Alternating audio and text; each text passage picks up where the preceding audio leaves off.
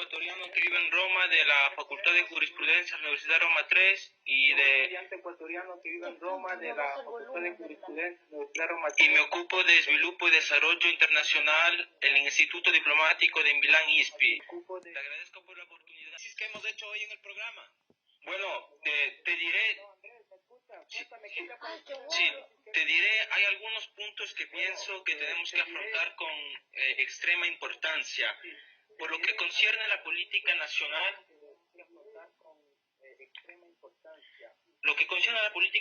tenemos que considerar que en Ecuador y Latinoamérica la democracia no acaba solo en las elecciones, sino que debe ser funcional a garantizar el reforzamiento de las instituciones, de independencia, de la consolidación política y social de las mismas. Esto también evidencia cómo hoy en el Ecuador haya una fractura institucional debido al hecho que no tenemos una autonomía de los poderes. Y esto, segundo mí, llama en colación la necesidad de garantizar unas mayores políticas que garantizcan la participación de la iniciativa privada en la economía. Una cosita, antes de nada, apaga la radio, o bájale el volumen de la radio para que no haya retorno. Bueno, Andrés, ¿crees tú que durante todos estos años que hemos tenido una bonanza petrolera, unos altos niveles de ingresos fiscales, donde ha habido bastante dinero, digamos así, ¿por qué crees que no hemos podido precisamente generar ese ambiente, como tú hablas de una economía más dinámica, de que el sector privado tenga más protagonismo, y que también te has referido a la institucionalidad democrática? Exactamente. ¿Por qué bueno, nosotros te comentaré hemos dos elementos básicos. Sí. Yo pienso es presente un proceso en el cual la iniciativa privada es vista como algo de malo. Yo pienso lo siguiente, la iniciativa privada es necesaria para las economías emergentes siempre y cuando haya seguridad fiscal internacional para garantizar la inversión privada de extranjeros y nacionales.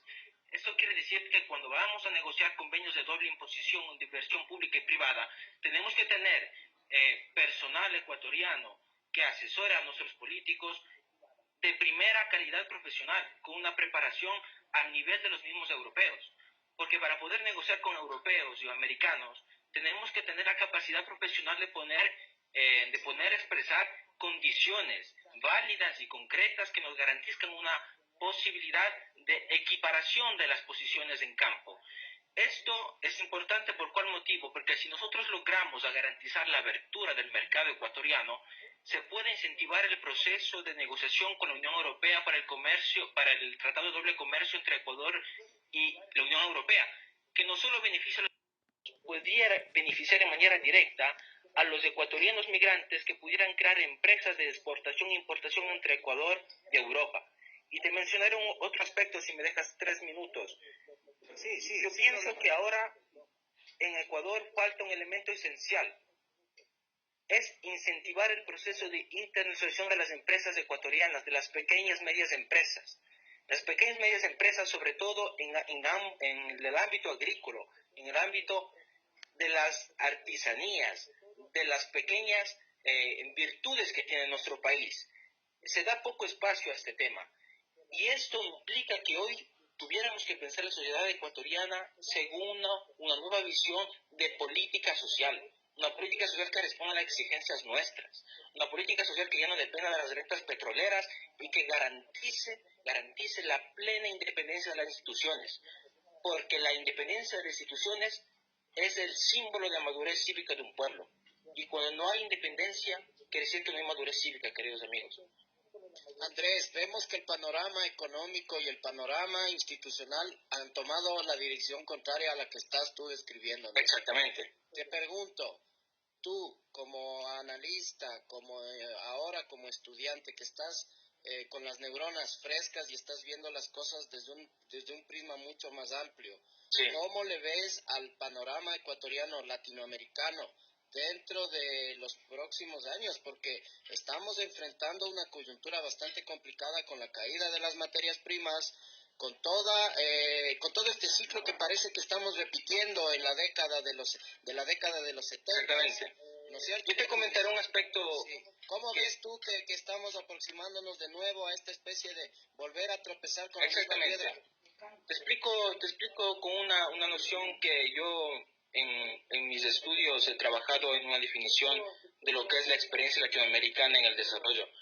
Yo pienso que en América Latina el desarrollo es estrechamente funcional a la cantidad de recursos naturales que tenemos. Y esta etapa no ha estado todavía superada. Y esto hace que el populismo y las fuerzas demagogas encuentren una mayor fuente, podemos decir, de seguidores políticos o aficionados en aquellas categorías sociales que son las más vulnerables. Esto hace que no tenemos ahora en Latinoamérica y no tendremos sucesivamente economías dinámicas, obvio por el hecho que ahora el Estado tiene un monopolio en todos los servicios que el Estado ofrece, desde la educación a la sanidad, puestos de trabajo y etcétera. Y más que todo, no avanzamos a diversificar la forma de financiamiento del Estado, porque las rentas petroleras en América Latina y de minera y de otras que derivan de las reservas naturales son muy influyentes en el dinamismo de la evolución de los países. Entonces esto llama a colación un punto esencial, que el modelo de desarrollo que se está implementando en los últimos años en América Latina no es un modelo que es un capitalismo americano occidental, son las soluciones a nuestros problemas, es un fracaso ya desde el inicio, porque no pensamos a lo que nuestros pueblos necesitan. Nosotros tenemos que volvernos a pensar como comunidades, como cooperativas, como sociedad cívica, identificar los criterios que responden a nuestras exigencias, a nuestras capacidades. Solo te robo un minuto. Yo últimamente he viajado un poco por Europa, buscaba a hijos inmigrantes para promover un proyecto en el cual yo buscaba crear lazos entre las comunidades de los hijos inmigrantes preparados en Europa, en Hamburgo, Londres, París, donde yo he visitado. Y te digo una cosa, querido amigo, que nosotros tenemos un capital humano fuera del Ecuador, que se ha formado capital cero por financiamiento público del Ecuador. Las instituciones ecuatorianas ganaran, no solo tanto del punto de vista económico, sino también del punto de vista de la calidad, si contrataran o siquiera buscaran algunos de esos estudiantes que quisieran regresar al país para poder asesorar en los procesos de negociaciones en ámbito fiscal, económico, pero también hablo en ámbito cultural, literario, artístico, a nuestras instituciones ecuatorianas, porque nosotros conocemos la mentalidad de los europeos y podemos ayudar a crear negociaciones y un mercado, como le puedo decir, más seguro para la inversión privada extranjera. ¿Me entiendes, querido amigo? Sí, Andrés, oye, cuéntanos un poco este proyecto que tú has dicho, me parece muy interesante. Te agradezco por la oportunidad. Bueno, inició todo en Roma. Yo en Roma me pasaba por los gabinetes de la embajada y del consulado, tratando de proponer un proyecto con el cual se busca crear una banca de datos donde poder crear un historial del camino, del íter profesional que cada hijo de estudiante ecuatoriano y, por qué no, latinoamericano, ha hecho desde que ha llegado desde niño en Europa. Hacer esta banca de datos para después ofrecerlas en las instituciones públicas de cada país latinoamericano, en nuestro caso ecuatoriano, para poder crear un puente de encuentro entre las empresas que se encuentran en América Latina, entre las instituciones públicas y privadas que necesiten asesoramiento jurídico, empresarial, financiero, artístico, cultural, en todas las ramas del saber, pero con personas que sean formadas en Europa desde niños. Y asimismo poder crear empresas de import y export en Europa que sean llevadas adelante por migrantes y que puedan abrirse negocio en América Latina. Todo pero con asesoramiento de estos jóvenes que se encuentran alrededor de Europa y poderlos encontrar mediante esta banca de datos. Ahora lo que pasa es esto, querido amigo. Yo he estado buscando a estos jóvenes ecuatorianos, pero es muy difícil acceder a las instituciones consulares, porque las instituciones consulares, como tú habías dicho en la excelente, ¿quién no piensa diferentemente? Si tú piensas diferentemente de la demagogia que ahora llena el país y llena lo que son las instituciones que no son independientes, tus ideas no son conformes al modelo político que ellos proponen. y tú no tienes la oportunidad de hacer conocer un instrumento que pudiera garantizar trabajo, no solo tanto a los hijos de inmigrantes en Europa y en América Latina, sino crear fuentes de empleo indirectos en Ecuador, porque nosotros con estas empresas diéramos trabajos también en América Latina, en este caso Ecuador y en Europa, ¿me entiendes?